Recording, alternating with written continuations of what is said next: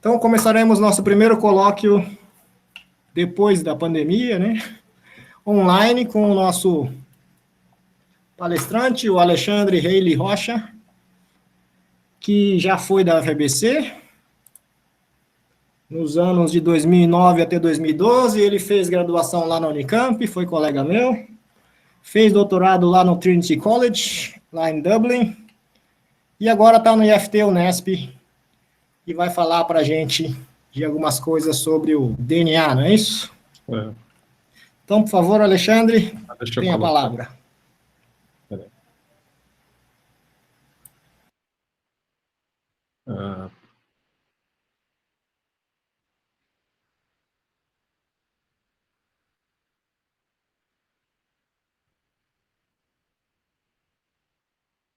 Vocês estão conseguindo enxergar e me ouvir também? Sim. Tá. Sim. Perfeito. Não, tudo bem.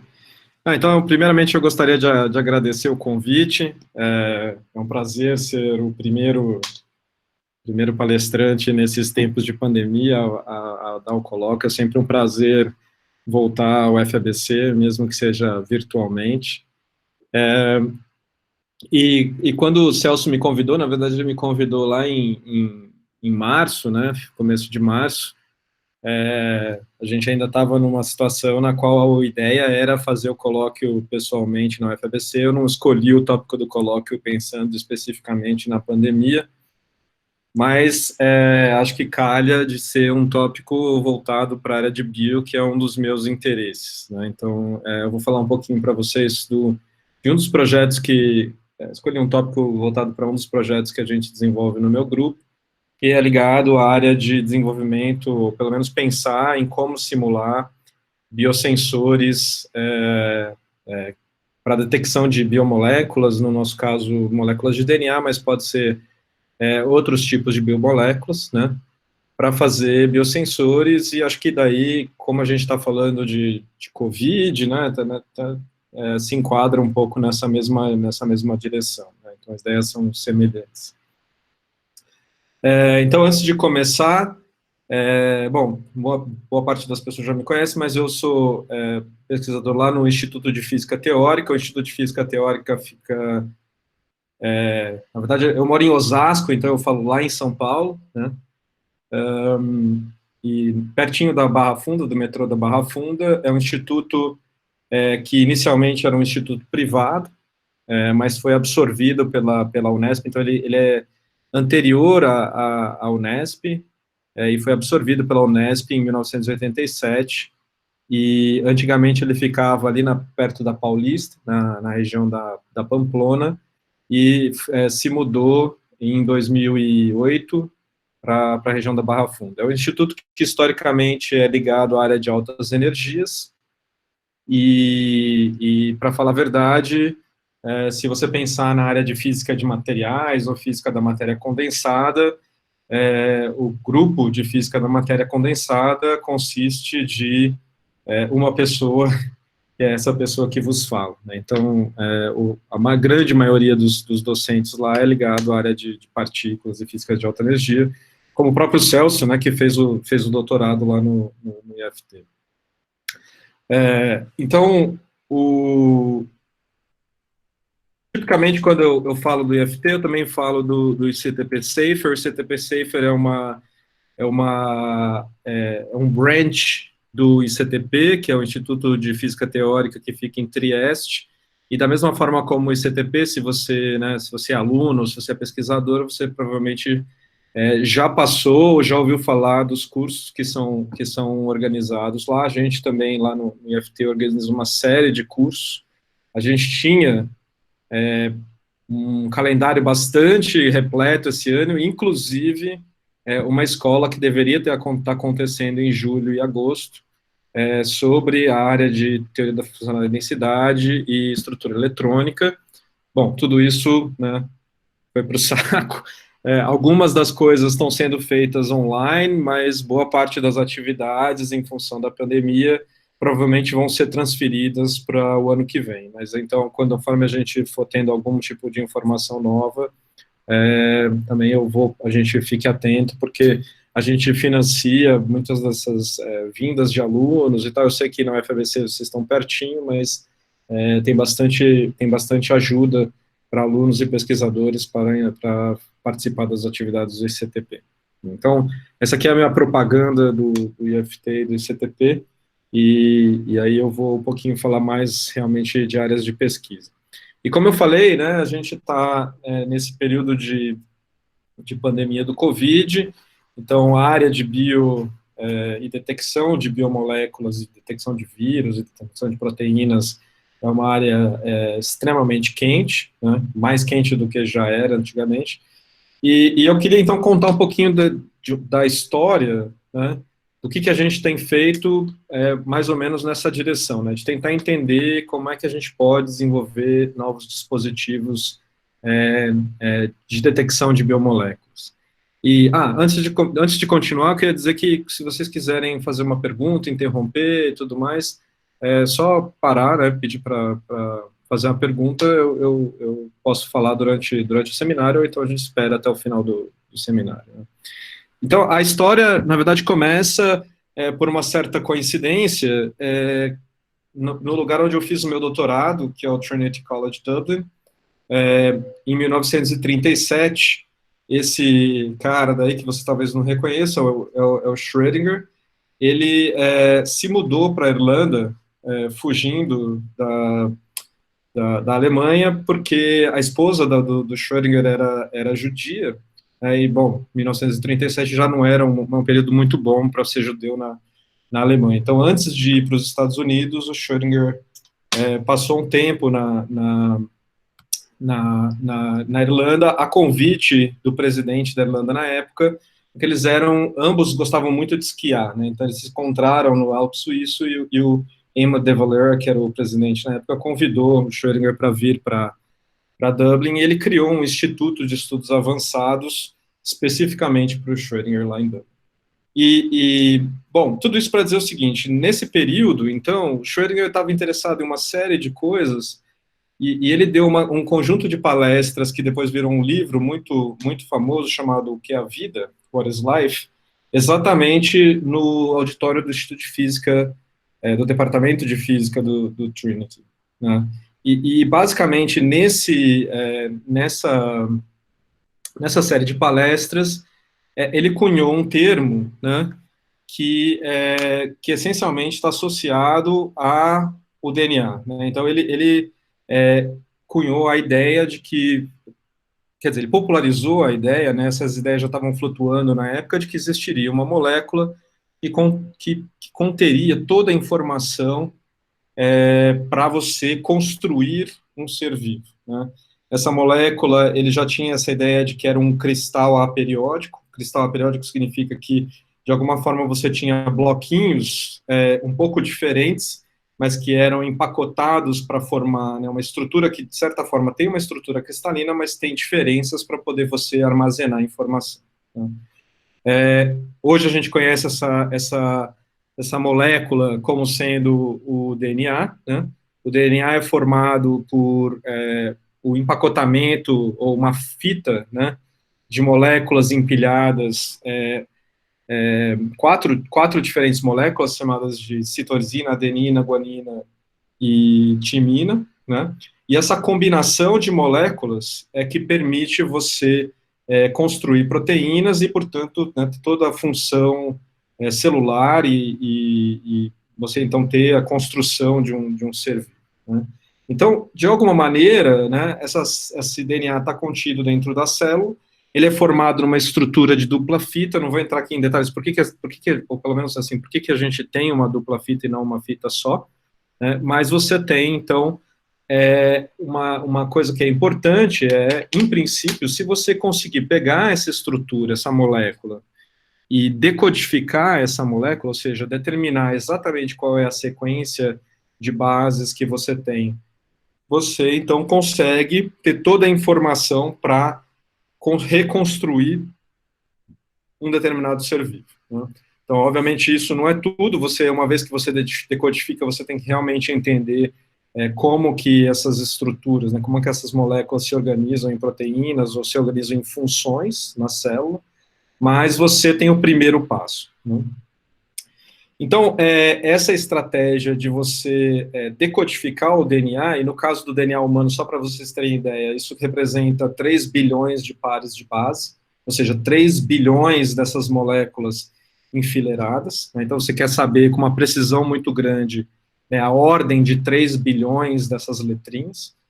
Isso começou lá no começo do século XXI, na verdade começou antes do final do século XXI, demorou aproximadamente 10 anos para você ter o primeiro sequenciamento, e o primeiro sequenciamento foi feito tanto pelo governo americano e por uma empresa privada, né, competindo, e ele custou aproximadamente 100 milhões de dólares. Então, o primeiro sequenciamento foi algo extremamente caro, né?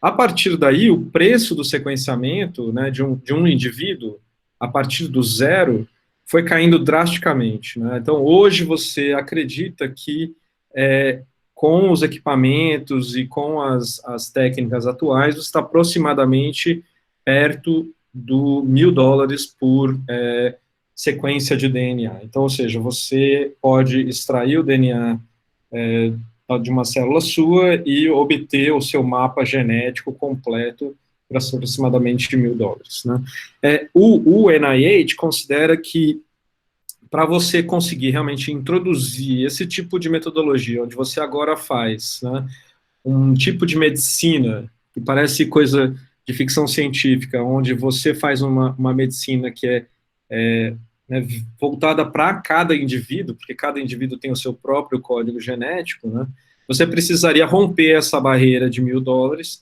e ir abaixo desse valor. Aí que entra o problema, porque as técnicas atuais, que é baseado num método chamado SANJ, né, se acredita que esse é mais ou menos o limite que você tem. Você vê isso pelo gráfico, onde o gráfico mais ou menos estabiliza-se perto de $1.000 e não desce mais já há algum tempo, né?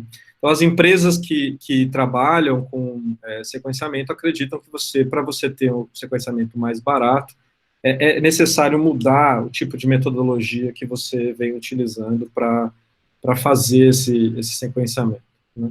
Então, como que a gente, então, pode pensar numa ideia de fazer uma metodologia que a gente chama de whole genome, ou seja, de alguma forma, o método SANJ, você tem que pegar um pedaço de DNA, picotar esse pedaço, identificar cada base nesses pedacinhos pequenos e depois tentar reconstruir. É um método óptico, né, químico e óptico, e talvez a ideia seria, bom, e se a gente conseguir um método que seja, de alguma forma, elétrico, né, ou de algum tipo de outra medida que não seja uma medida óptica e que você consiga fazer segmentos cada vez maiores de DNA para fazer o seu sequenciamento. Isso barateia e torna a metodologia muito mais rápida, né?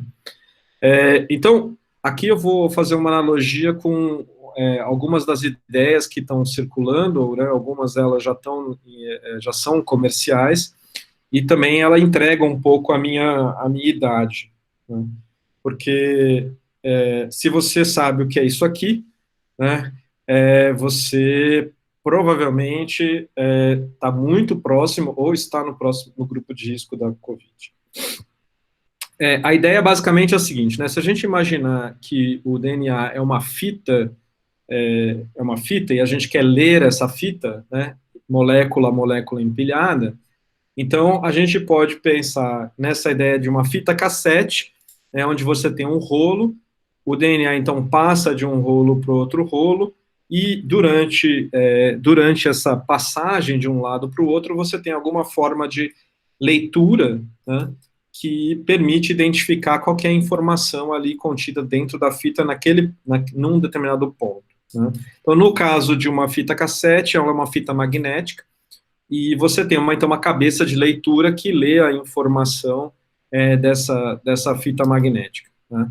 No caso do DNA, a gente tem que então tentar identificar de outra forma, né, porque ele obviamente não é magnético, qual que é a molécula de DNA que está passando por esse cabeçote de leitura num determinado instante de tempo, né? Então, uma das possibilidades é exatamente voltar para a natureza, porque, veja, o núcleo da célula, né, ele precisa pegar o DNA, ele remove, né, ele quebra essa estrutura de dupla fita em um dado momento, ele abre e faz uma cópia, na verdade faz uma cópia chamada de RNA, é um pouquinho diferente, mas a ideia é semelhante, porque você precisa levar essa informação de dentro do núcleo da célula para fora, porque lá fora é onde estão as organelas que vão realmente fazer a transcrição das informações contidas no DNA nas proteínas, né?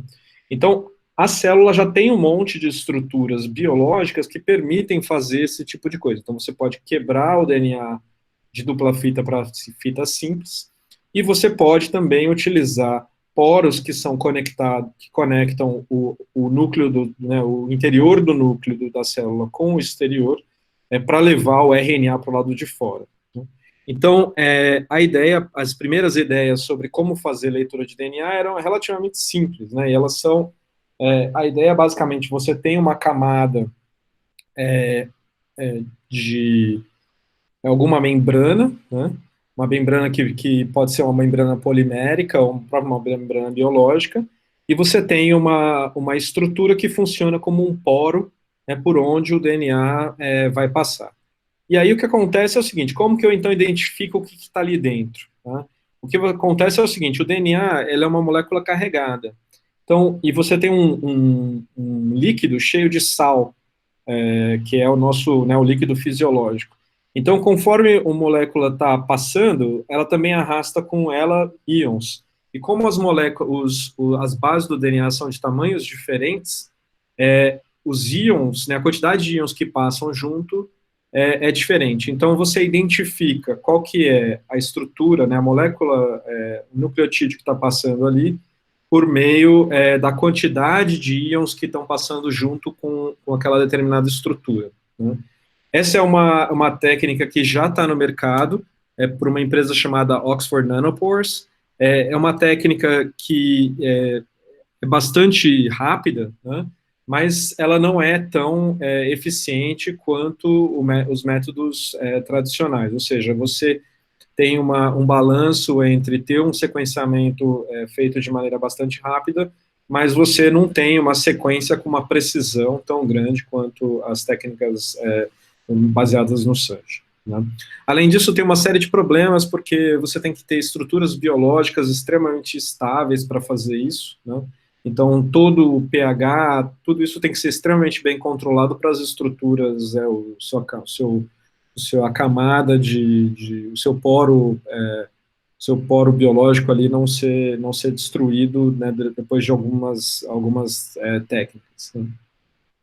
Então, o que acontece? Então, você pode pensar, bom, então vamos substituir, né, usar as mesmas ideias, mas substituir isso por poros feitos de matéria condensada, né, ou seja, feitas com materiais não biológicos. Então, por exemplo, no grupo do Charlie Lieber,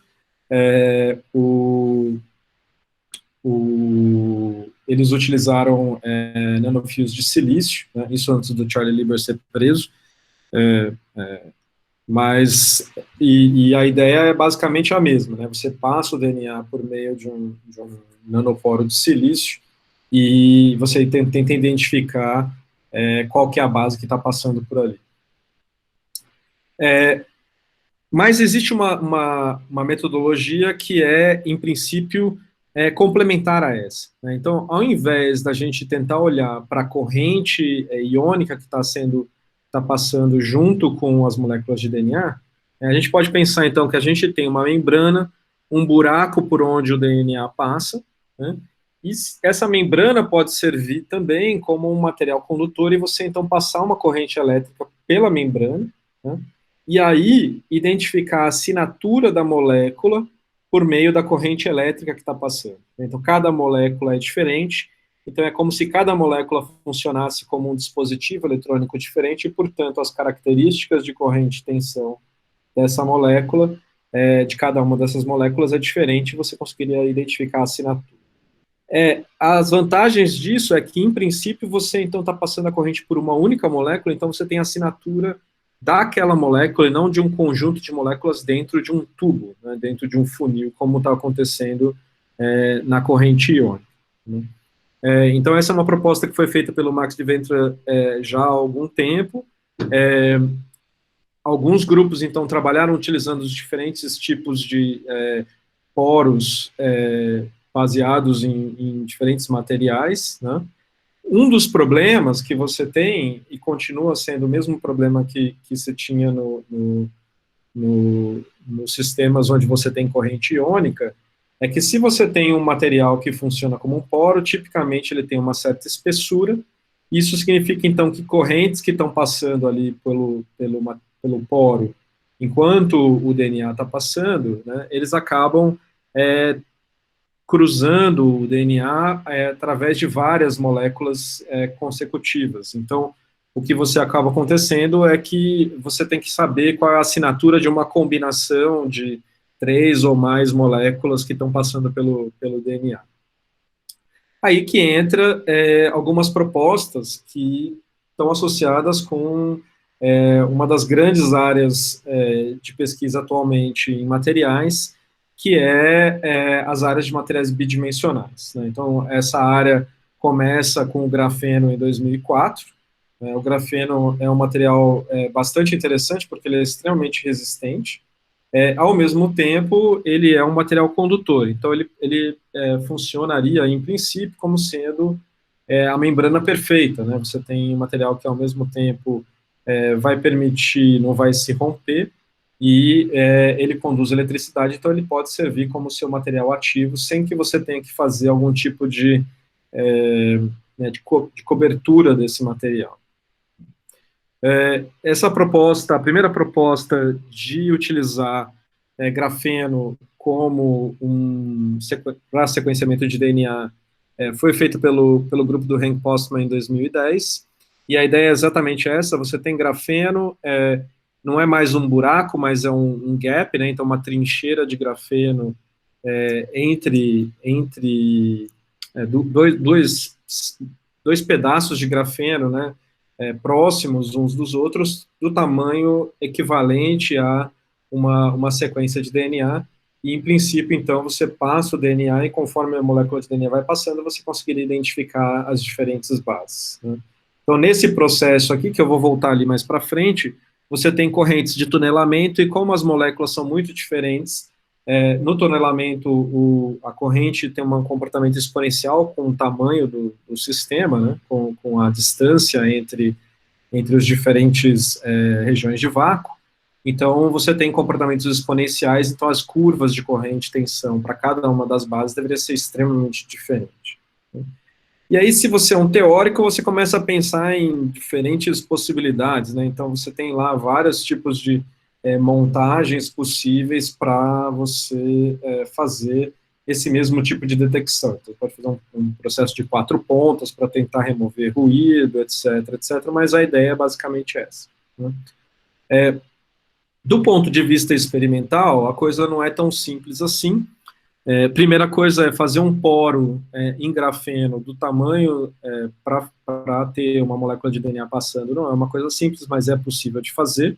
Então, existem alguns grupos que conseguem fazer nanoporos em escala nanométrica em uma única folha de grafeno. Esses grupos também conseguem mostrar que é possível detectar moléculas de DNA passando por esse nanoporo de grafeno, mas você ainda não tem uma razão sinal-ruído boa o suficiente para identificar qual é a molécula de DNA que está passando. Ou seja, você sabe que tem DNA passando, você sabe que tem alguma coisa passando, mas você não sabe ainda identificar se é A, C, T ou D, né? Então, esse é um dos grandes problemas ainda na área, e algumas das possibilidades é você mudar o material e deixar de usar grafeno e usar alguma outra coisa como MOS2, por exemplo. Então, isso é uma área que as pessoas têm explorado bastante, né? Então, mas esse é a situação. E onde que a gente entra, né? Onde a gente entra é que o nosso interesse como físico teórico, né, físico computacional, é tentar, primeiro, saber se a gente pode modelar um problema como esse, né, e dar algum insight para os grupos experimentais se isso é possível, né. Então, a gente deveria estar num processo mais otimista aqui, com relação toda a nossa quarentena, mas eu vou dar um spoiler aqui, dizendo que eu não sou muito otimista com relação a desenvolver dispositivos totalmente eletrônicos para fazer detecção de biomoléculas, mas a gente chega lá. De qualquer forma, para um físico teórico, né, um físico computacional, por que isso aqui é um grande problema? Né? Primeiro porque, assim, a gente que trabalha em física de materiais, a gente gosta de sistemas cristalinos, né? Um sistema como esse, ele não é tudo menos isso, né? Então você tem que considerar o fato de que você tem água, né? Tá tudo numa solução, não tem como evitar. Você tem um sistema que é carregado, então você tem cargas, o DNA é carregado negativamente, você tem que ter uma concentração de sal para contrabalancear essas cargas. É um sistema extremamente grande, então, do ponto de vista computacional, é bastante complicado. Está tudo se movendo, né? Então, é um sistema altamente dinâmico e as configurações, diferentes configurações, mudam bastante os resultados, né? E o que a gente quer mesmo é fazer um problema de transporte eletrônico, ou seja, a gente quer pegar elétrons, fazer esses elétrons fluírem por essa membrana, passar pelo DNA, e, portanto, a gente tem um problema que é atomístico e que tem que ser tratado do ponto de vista da mecânica quântica. Né? Então, não é um problema clássico. Então, as equações que a gente tem que resolver são, em princípio, a equação de Schrödinger. Então, tudo isso faz com que o sistema seja extremamente complicado de ser resolvido, né? Ou de ser tratado. Então, mas eu não estaria aqui, né, se eu não tivesse propondo que a gente pode, de alguma forma, né, dado algumas aproximações, resolver esse problema. Né? Então, antes de passar para discutir um pouquinho os resultados, eu queria só explicar um pouco quais são as ferramentas que a gente utiliza. Então, aqui, primeiro, um disclaimer, né, de teórico, é que a gente quer tratar um sistema realista, né, mas, por realista, o que a gente chama de realista é um sistema como esse daqui. Né? Então, é uma fita, uma membrana de grafeno com um buraco, esse buraco é mais ou menos do tamanho de uma molécula de DNA, vocês viram, não sei se vocês prestaram atenção, mas nos experimentos os poros têm da ordem de 10 nanômetros, né, são muito maiores, né? E a gente pega uma fita de DNA que não é exatamente 3 bilhões de pares de base, mas é uma fita relativamente pequena, e a gente coloca a água dentro de uma caixa que também tem daí da ordem de algumas dezenas de milhares de átomos, mas não é, né, realmente o sistema completo. Né? Então isso aqui já é extremamente difícil de calcular, mas é o que dá para hoje, né? Então a gente quer fazer isso aqui, quer fazer elétrons fluírem através da membrana de grafeno, passando pelo DNA, né, num sistema como esse, que em princípio está se movendo, né, ou seja, está tudo dentro de um líquido ali, tem uma certa dinâmica. E para isso, né, em princípio, existe uma teoria de transporte eletrônico que, se a gente souber o hamiltoniano do problema, né, e aí a gente tem que lembrar o seguinte, que esse aqui agora é um sistema aberto, né, elétrons saem de um certo reservatório, passam por essa região que eu vou chamar de região de espalhamento, uma região ativa, e vão para um outro reservatório do lado direito, né, quando eu aplico uma diferença de potencial. E eu preciso, então, tratar um problema que ele é chamado de um problema aberto, né, então, quebrei a simetria de translação, e, ao mesmo tempo, é um sistema infinito. Né? Então, não dá para simplesmente chegar e fazer como a gente faz no curso tradicional de mecânica quântica, que é pegar e diagonalizar o meu hamiltoniano. Né? Tem que usar uma outra metodologia. Essa metodologia é chamada, nesse caso, para esse problema, chamada de funções de Green fora do equilíbrio. Né? Fora do equilíbrio porque eu aplico uma diferença de potencial, então meu sistema está fora do equilíbrio. E a ideia é basicamente a seguinte: eu posso escrever para o meu problema a função de Green, né, e tratar isso aqui como se fosse essencialmente um problema de espalhamento de elétrons. Né?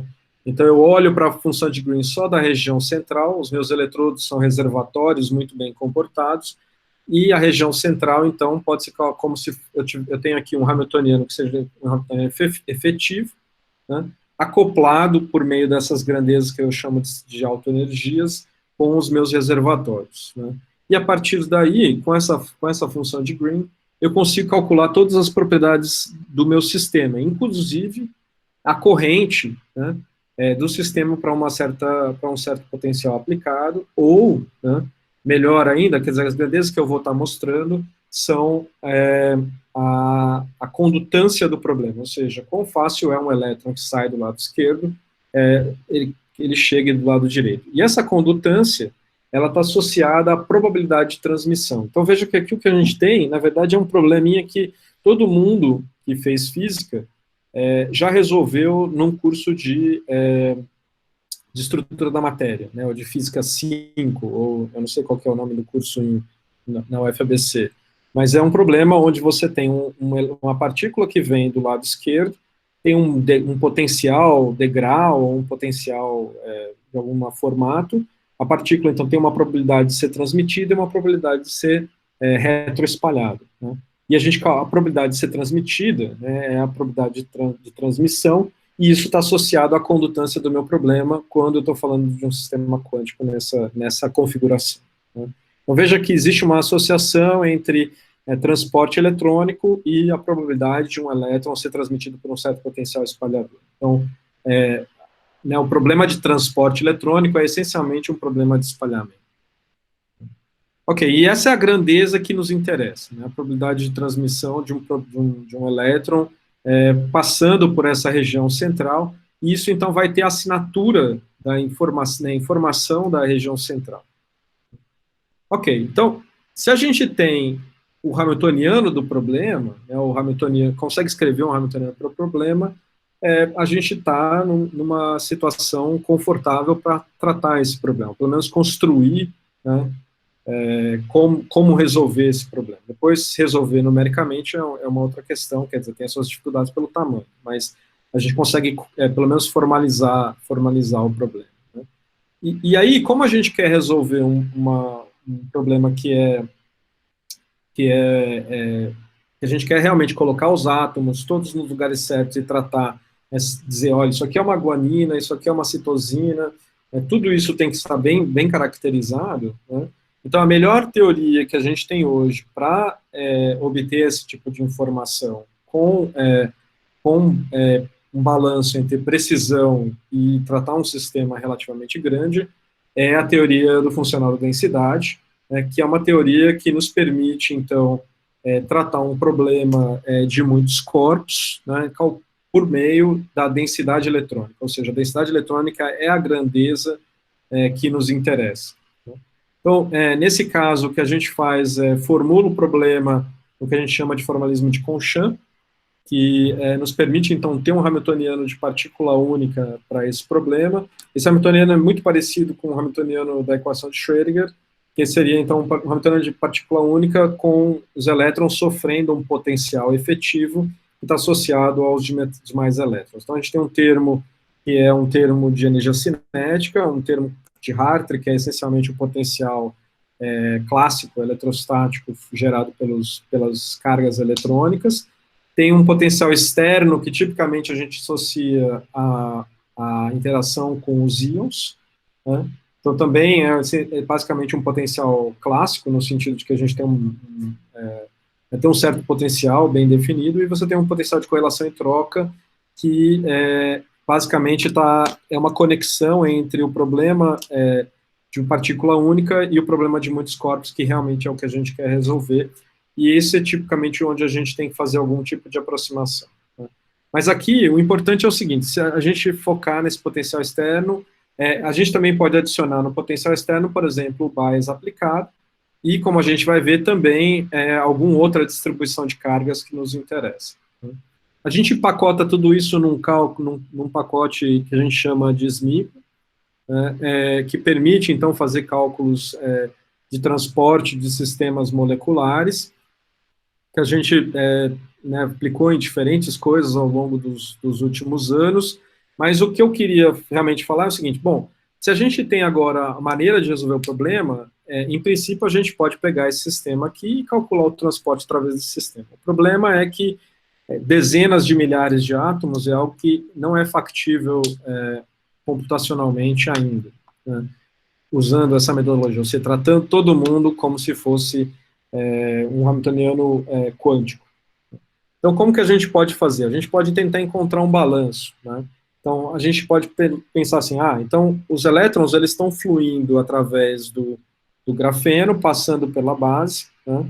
Então, talvez o resto do sistema não seja tão importante para o transporte, ele seja importante apenas para gerar algum tipo de potencial fixo, que causa uma certa influência no transporte, mas a gente não precisa realmente considerar os estados quânticos desse sistema, né? Então, se a gente pensar do ponto de vista de simulações, o que a gente tem quando a gente está fazendo simulações, principalmente em simulações em sistemas biológicos, é que você tem uma série de técnicas, em particular, se você quer fazer sistemas muito grandes, tipicamente o que você faz é usar métodos clássicos, são essencialmente uma parametrização da superfície de energia potencial, que te permite fazer dinâmica, né, usando equações de Newton para sistemas que estão ali em solução, moléculas biológicas, né. Então, a gente consegue, se você tiver uma boa parametrização, consegue boas informações sobre dinâmica. Por outro lado, se você quer informação sobre elétrons e quer realmente informações eletrônicas, daí você tem que ir para outros métodos, que são métodos quânticos, por exemplo, a teoria da funcional da densidade, que te permitem calcular informações sobre estrutura eletrônica. Então, existe aí um balanço entre precisão, né, ou o tipo de informação que você precisa, mas também é o tamanho do sistema que você pode calcular.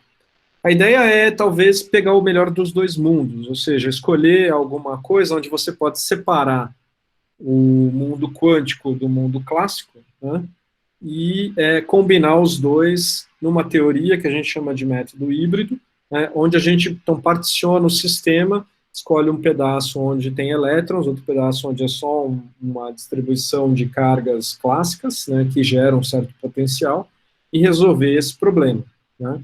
E isso pode, então, ser feito, por exemplo, se a gente adicionar no nosso Hamiltoniano de Conchamp um potencial externo que traz essa informação sobre a parte do meu environment, né? Então, eu trato o meu environment, meu ambiente, como se fosse simplesmente um potencial externo atuando sobre o meu Hamiltoniano. Essa é uma metodologia que foi desenvolvida junto com o Pablo Ordejon, lá na Espanha. É um método chamado QMMM, de Quantum Classical Matter, Molecular Mechanics, Quantum Mechanics, Molecular Mechanics Methods.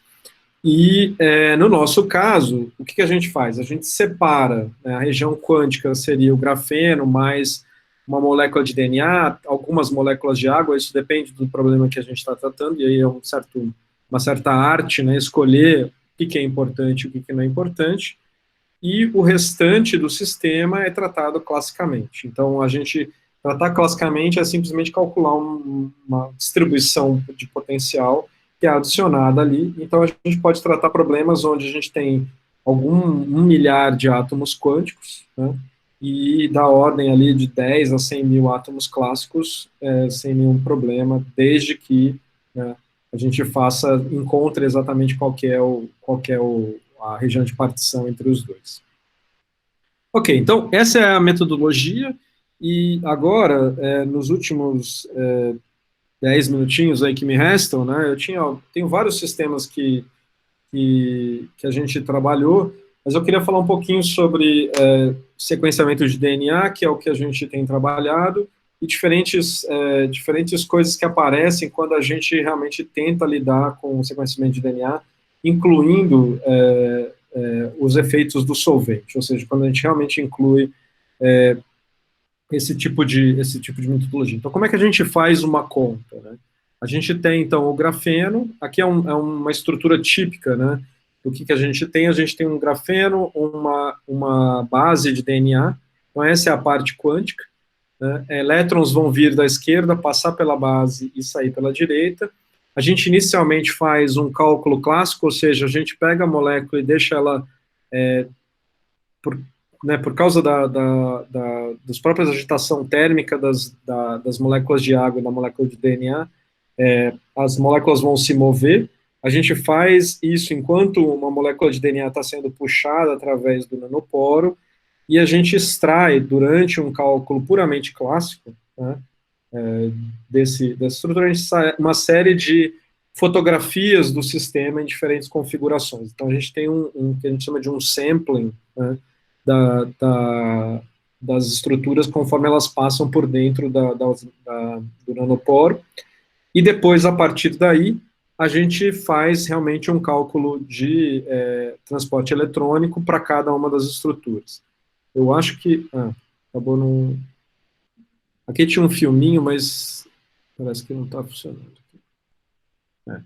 Bom, de qualquer forma, o que a gente tem é que as moléculas vão se mover dentro do nanoporo, então a gente tem uma série de configurações diferentes enquanto a molécula está se movendo. Aqui eu não estou mostrando a água, mas a água está envolvendo todas essas moléculas, assim como os contraíons que vocês podem ver, né? Então essa aqui é uma estrutura típica que a gente tem. Então a gente tem o grafeno, os elétrons estão passando no grafeno através da molécula de DNA e saindo do outro lado, no meio desse líquido aqui, onde então a parte quântica é o grafeno mais uma molécula de DNA, e a parte clássica são as moléculas de água, né? E aí o que a gente obtém? Então a gente obtém uma distribuição de medidas de condutância conforme a gente passa a molécula de DNA pelo grafeno. Então, o que acontece é o seguinte: se você olhar para essas distribuições, o resultado não é muito animador, porque elas estão praticamente sobrepostas umas sobre as outras. Então, na configuração mais simples possível, o que se observa é que, muito provavelmente, você não vai conseguir ter nenhum tipo de distinção entre as moléculas de DNA. O que talvez você consiga fazer é identificar que você tem uma molécula passando através do nanoporo, né, na melhor das hipóteses. Mas, como físico teórico, a gente pode olhar para essas estruturas e também tentar entender o que está acontecendo, ou seja, qual que é o processo de detecção que está acontecendo nessa estrutura em particular, pelo menos nesse setup. E a gente vê que tem uma certa correlação entre dois tipos de base, que seria a adenina e a guanina, e a citosina e a timina, né? Então elas parecem que formam duas famílias diferentes, e elas são, na verdade, duas famílias muito bem definidas. Se vocês notarem, a adenina e guanina são moléculas que têm 2 anéis aromáticos, enquanto que a timina e a citosina têm apenas um. E, na verdade, se a gente olhar para a distribuição de cargas que são geradas no grafeno por causa da presença das moléculas, e lembrando que essas moléculas são carregadas, né, a gente vê que tem flutuações de carga na região ali em volta do nanoporo, e essas flutuações de carga é que estão gerando a mudança nas propriedades de transporte eletrônico. Ou seja, o que a gente observa é que ao introduzir uma base de DNA, você tem uma pequena mudança da carga local do nanoporo, e essa pequena mudança se reflete nas propriedades de transporte, que é essencialmente como se você estivesse mudando ali o potencial químico local do nanoporo, né, na região em volta da molécula de DNA, para você ver esses efeitos. Então, o que a gente pensou? Bom, então vamos... eu vou pular essa parte dos efeitos do solvente e vou falar assim, então tá bom. Então, será que se a gente mudar alguma informação sobre a região ali próxima da borda do nanoporo, se a gente consegue aumentar a seletividade e a sensitividade do nosso dispositivo, né? Então, em vez de você utilizar hidrogênio, que é o que eu mostrei naquela casa anterior, a gente utiliza hidroxilas, e uma das vantagens da hidroxila é que você pode fazer uma interação de pontes de hidrogênio com a base, né? E, além disso, a gente construiu, nesse caso aqui em particular, a gente construiu uma estrutura que não é só formada mais por uma única camada de DNA, mas por 2 camadas de DNA. Então, os elétrons, eles saem da camada de cima, passam para a camada de baixo. Então, nesse sentido, o que você está fazendo é usando a molécula de DNA que está dentro do poro para fazer a ligação entre uma camada e outra. Então, ele funciona como realmente o conector entre uma camada e outra, né? E aí a gente nota que, primeiro, você consegue estabilizar muito mais as moléculas de DNA no nanoporo. Ela se estabiliza não só grudando nas bordas, mas realmente ela fica, quer dizer, a variação de ângulo é muito menor, então ela fica realmente muito mais estável dentro do nanoporo, e isso leva, né, a uma seletividade muito maior. Quando você olha para diferentes configurações, né, você consegue agora ter uma variação de condutância melhor se você olha para cada uma dessas estruturas. E ela está exatamente, a gente pode correlacionar isso à energia de ligação, ou seja, quanto mais forte a molécula está ligada na borda, menos ou mais você consegue identificar essa molécula. A gente também pode pensar, ao invés de utilizar um sistema bidimensional de grafeno, a gente pode reduzir a dimensionalidade do grafeno. Então, gerando defeitos em grafeno, você consegue transformar o grafeno, que é um material bidimensional, em um material unidimensional. Então, defeitos que a gente chama de defeitos topológicos fazem com que o grafeno se torne quase como se fosse uma fita de grafeno, mas ao mesmo tempo mantendo a estabilidade, né? E nesse caso também você aumenta a sensitividade do material. Mas o que tem me interessado nos últimos anos, em particular porque alguns grupos têm caminhado na direção de, ao invés de utilizar um nanoporo, você realmente tentar fazer uma trincheira, ou seja, um nanogap, ou seja, você pegar o grafeno e fazer um corte no grafeno ao longo de uma certa direção. Então, você tem quase como se fosse uma separação de dois pedaços de grafeno, onde você conseguiria fazer caber uma das bases de DNA. E aí, a vantagem desse sistema, como eu mencionei antes, é que você não tem nenhum outro caminho para ser feito pelos elétrons, porque a distância é da ordem de 17 angstroms. A única maneira de você ter algum tipo de transporte através desse tipo de dispositivo se você tiver uma base ali dentro, ele tem que passar pela base, e aí você vai ter alguma coisa como se fosse um tunelamento ressonante. Então, nesse caso aqui, a assinatura da base ela é muito mais fácil de ser identificada, em princípio, porque você vai ter distâncias muito diferentes entre as bases, porque o tamanho das bases é bem diferente, e também estados eletrônicos muito diferentes, então a ressonância vai ser muito diferente, né? Então, o que a gente queria fazer? Primeiro, a gente olhou, num trabalho de 2016, a gente olhou para fazer outros tipos de saturação nesses nanogaps de grafeno, usando nitrogênio, que é, de novo, uma estrutura onde você tem um par de elétrons ali desemparelhado, que permite, então, você ter uma maior interação com as bases do DNA, né? Mas também você incluir os efeitos do solvente, né? Em particular, nesse caso, veja que, enquanto a gente tem um sistema que é condutor, como o grafeno mesmo, né, o efeito do solvente é realmente puramente clássico, no sentido de que ele introduz ali um potencial. No caso aqui, não, porque aqui a gente tem um sistema que é de tunelamento, então, mesmo que a gente tenha água, que é uma estrutura não condutora, em princípio, né, ela vai ter ali uma cauda, né, as funções de onda das moléculas de água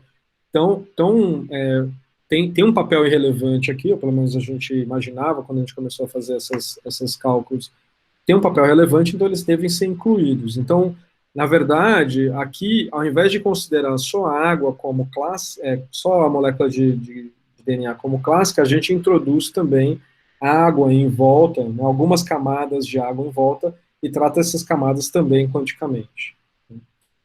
Então, primeiro, nesse trabalho, a gente olhou para as diferenças entre saturar com nitrogênio e hidrogênio sem água, sem líquido nenhum, né? A gente vê que a interação da borda, né, do nitrogênio com a molécula é forte, então ela traz os níveis da molécula próximo do nível de Fermi, isso faz com que haja um aumento na condutância e também haja um aumento na seletividade, né, na sensitividade do nosso dispositivo, né, dessa proposta. Então, em princípio, só se a gente olhar numa situação em fase gasosa desse tipo de dispositivo, você tem algo que pode ser promissor usando nitrogênio ao invés de hidrogênio, que é o que tipicamente se utiliza simplesmente porque é o átomo mais fácil de você saturar as bordas, e você espera que as bordas sejam saturadas de alguma forma, né? E, então, como é um sistema de tunelamento, a gente pode ver que a sensitividade ela é muito grande, dependendo se a gente está utilizando hidrogênio ou nitrogênio, e mesmo em fase gasosa, a sensitividade é muito grande, porque, de novo, a gente tem tunelamento, então, pequenas diferenças em estrutura eletrônica de cada uma das nossas bases vão dar grandes diferenças nas propriedades de transporte. Mas aí a gente então pensa assim, tudo bem, então agora a gente tem que introduzir não só os efeitos do solvente, mas os efeitos da dinâmica no nosso sistema. Então, ao olhar para isso, o que a gente primeiro faz é o seguinte: a gente olha para a situação na qual a gente tem a água puramente clássica, e a gente também introduz os efeitos como se fosse água quântica. Então, a gente chama então de setup one, é quando a gente tem uma dinâmica com a água clássica, e a gente tem também depois uma dinâmica com a água quântica. E a gente nota então que as propriedades de transporte do nosso sistema mudam significativamente de um caso para o outro, né? Isso é um sinal de que, quando a gente considera a água só clássica, significa que a gente está perdendo canais de transporte, ou seja, elétrons deveriam estar passando pelo dispositivo e não estão passando porque não tem estados eletrônicos para passar. Então, significa que a água está tendo um papel nesse tipo de sistema quântico que vai além, né, de simplesmente ser ali um potencial clássico que causa algum tipo de perturbação. Então, essencialmente, o que a gente está dizendo é que os elétrons estão passando por dentro da água também, além de estarem passando pela molécula do DNA, né? Então, a gente olha para isso fazendo uma separação, a gente olha para os elétrons, como que a corrente, né, vai fluindo através desse dispositivo. Então, aqui é para cada uma das bases em diferentes configurações, ou seja, é a contribuição de todo mundo, no lado mais à esquerda, e depois a gente olha para a contribuição para a corrente só vindo da molécula, né, ou seja, elétrons que saem a água está ali, mas a gente separa essa contribuição, ou seja, a gente olha só para os elétrons que estão passando do grafeno para dentro do DNA e para o lado direito, e a gente também olha para a contribuição vindo da água, né? E o que a gente nota é que a contribuição da água no total, né, ela é praticamente igual à contribuição que vem das moléculas, dos elétrons que estão passando pelo DNA. Ou seja, a água tem um peso tão grande quanto a molécula de DNA. Agora, obviamente que os elétrons, aqui, a molécula é muito mais concentrada, então se eu olhar para como que a corrente está passando, né, então isso aqui é uma projeção dos elétrons, dos caminhos feitos pelos elétrons passando do grafeno para o outro lado.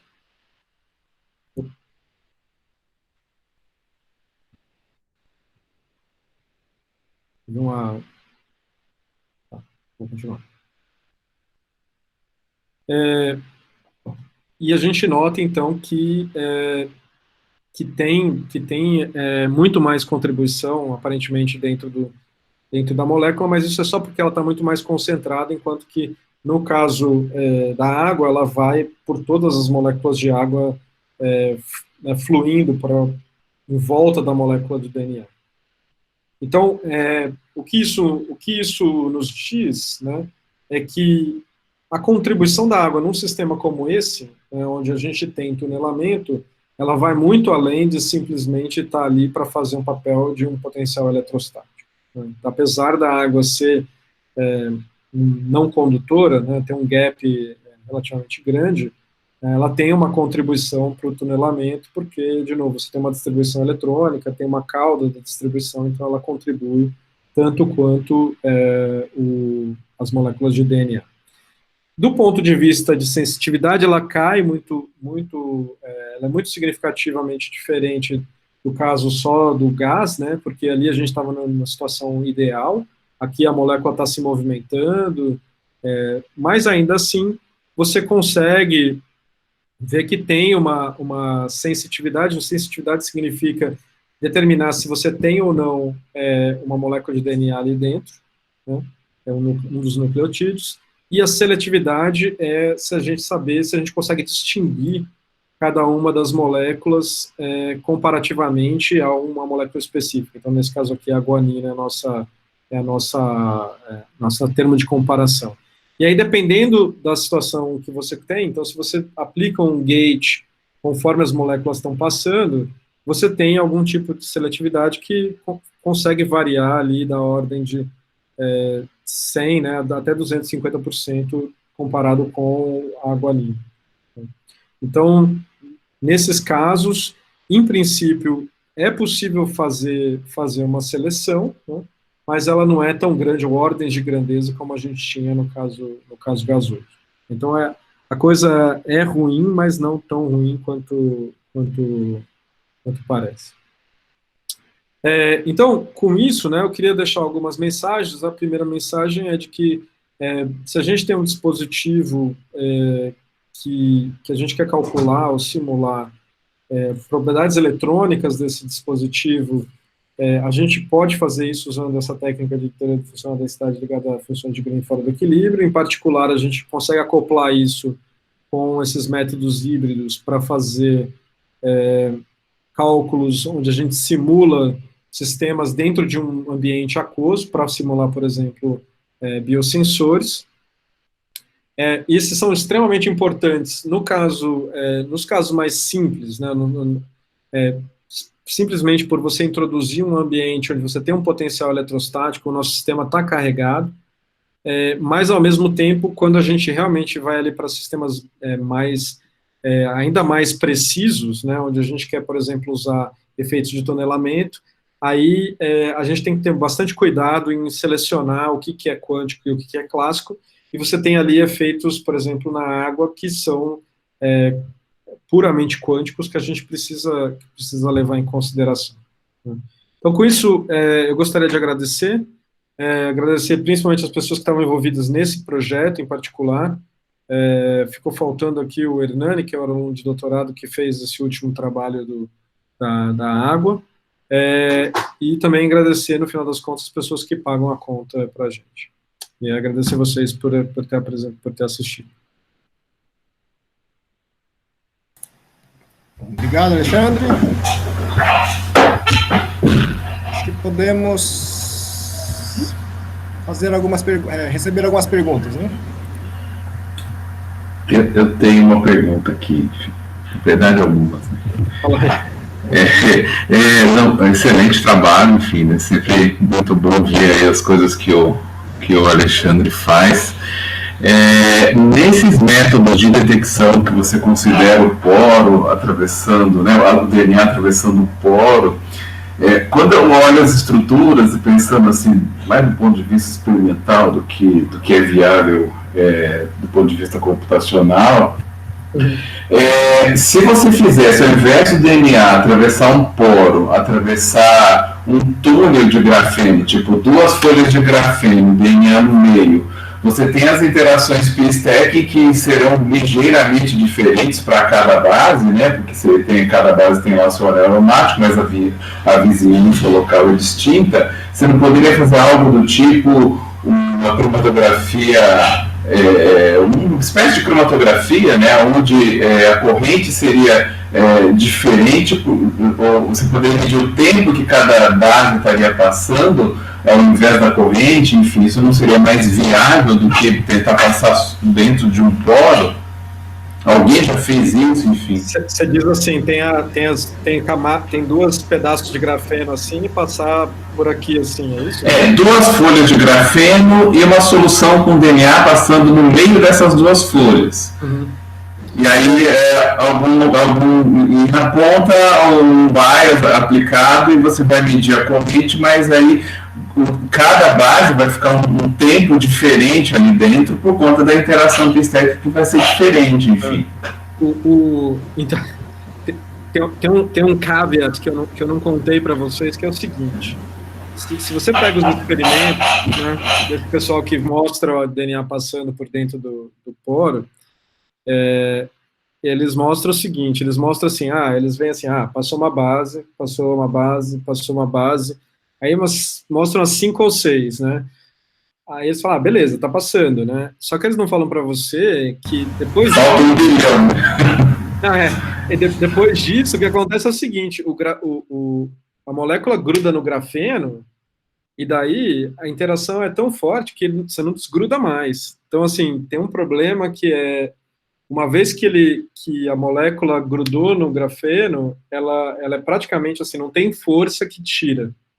Então, você não consegue desconectar mais. Porque essencialmente assim, o grafeno é um grande benzeno, né? Então, essa interação, ela tem uma energia que não permite, assim, você fazer isso. Então, o que o pessoal tenta fazer é colocar algum tipo, você tem que colocar algum tipo de cobertura, né, para proteger esse problema. Funcionalizar. Você não funcionaliza, o que você tenta fazer é você coloca alguma outra molécula aromática, mas que tem algumas estruturas para ele não conseguir grudar, né?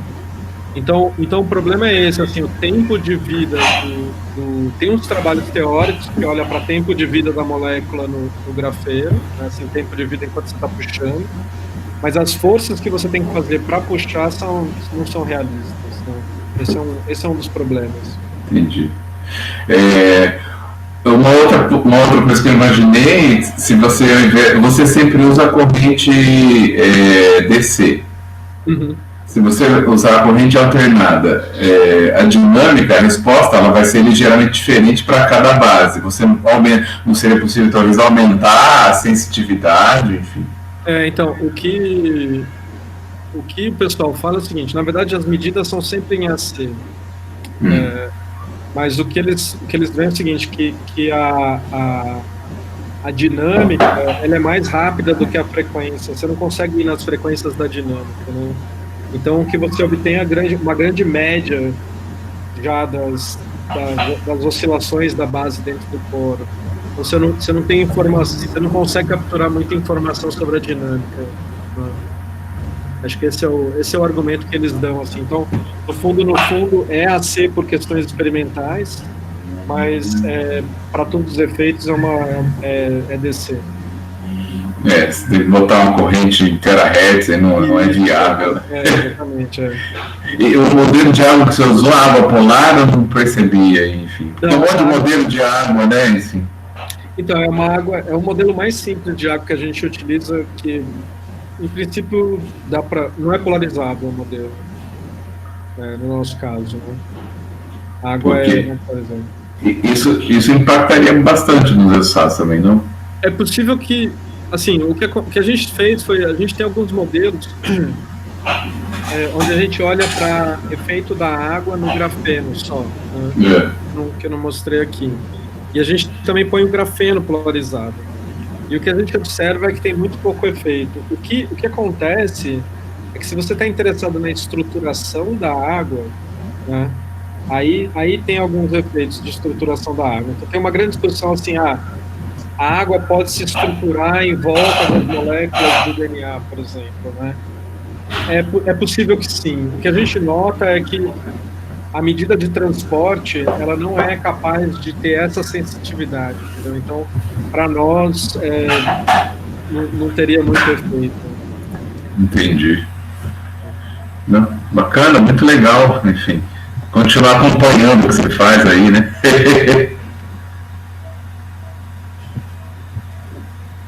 Alexandre, posso fazer uma pergunta? Claro, por favor. Então, eu queria perguntar se vocês chegaram a olhar para a possibilidade de encapsular o grafeno em boron nitride, por exemplo. Isso é uma coisa que os experimentalistas já conseguem fazer muito, não é? E daria uma reatividade muito menor com a água, por exemplo, não é? E outra coisa acerca uma segunda pergunta acerca da geometria em que vocês usaram duas folhas semi-infinitas. Não sei o quão estável isso será na água, não é? Uma eventual possibilidade que poderia ser interessante era, em vez de cortar o grafeno em duas folhas, colocar uma faixa também de boron nitride, que é essencialmente um wide gap semiconductor, não é? E isso faria a mesma coisa, não é? Impediria que os elétrons pudessem passar de uma semifolha de grafeno para a outra e fazer um poro ali no meio, talvez, não sei. Sobre encapsular, a gente não fez, mas existem grupos que simularam algo semelhante a isso, né? Eles não utilizaram o líquido, né? Eles só fazem... boa parte dessas simulações que o pessoal faz, eles têm uma estrutura, faz o DNA passar e olha para configurações do DNA dentro tipicamente nem olham para flutuações da molécula dentro do poro, né? Então, eu sei que tem gente que fez isso. A razão pela qual a gente não fez é porque a gente queria realmente, se você coloca o boron nitride, daí você evita que as moléculas de água cheguem até a água, o DNA, e a gente queria pelo menos entender o que acontece na interação ali, né? Mas realmente, eu acho que do ponto de vista experimental, você tem que encapsular o grafeno, se você quiser. Agora, sobre fazer boron nitride grafeno, o Rodrigo Amorim, que é o meu colaborador, ele tem uns trabalhos que eu acho que eu não sei se ele faz boron nitride grafeno, mas ele faz exatamente esse tipo de configuração. Então, o material, daí você tem um semicondutor, e você casa os materiais e faz um poro no meio para tentar resolver quer dizer, então você tenta ter o melhor dos dois mundos, né? A razão pela qual a gente faz a trincheira é porque tem um grupo na Holanda que está fazendo, a ideia deles é exatamente fazer um sistema como esse, né? Uma trincheira de grafeno cavada mais ou menos dessa forma. Então a gente está tentando fazer exatamente como experimentalmente eles fazem, mas essa é uma outra possibilidade que eu acho que é mais simples, talvez, né, do que realmente fazer a trincheira. Ok, obrigado.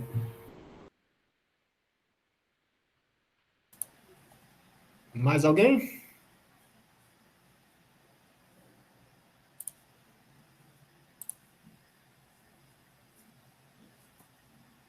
Umas perguntinhas. Bom, então, se não tiverem mais perguntas, acho que vamos agradecer ao Alexandre novamente pela excelente palestra, que deu para aprender sobre DNAs. E aí já fazemos uma propaganda para o colóquio que vem, que vai ser do Herculano, né? Então, quem estiver por aí... Vai falar de água, Herculano? Não, vou falar mais sobre biofotônica, sobre diagnóstico, coisa mais na moda. Bom, tem água nisso também, né? Mas não explicitamente. Então esperamos vocês na quarta que vem. Obrigado. Obrigadão, hein? Tchau, tchau. Tchau, tchau, até mais. Tchau, até mais. Falou, até mais, Celso. Obrigado, tchau, tchau. Tchau, tchau. Obrigado, Alexandre. Obrigado.